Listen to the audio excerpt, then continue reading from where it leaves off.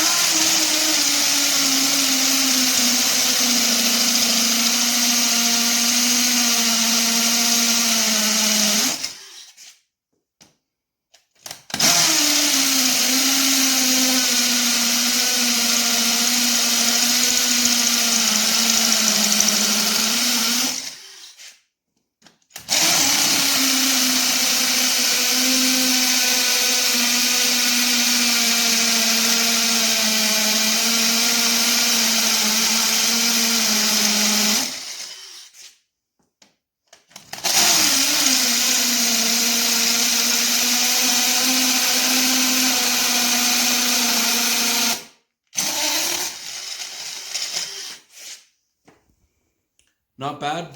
I like the drill. The balance of the weight is a little off.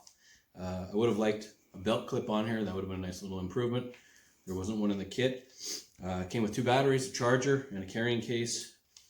It has all the functions for the torques for standard drilling, multi-select speed functions. It also has adjustable throttle speeds right on the trigger itself. Nice LED light. Forward reverse, as expected. It's nice. I like it. I'm going to make good use of it. Thanks, Canadian Tire.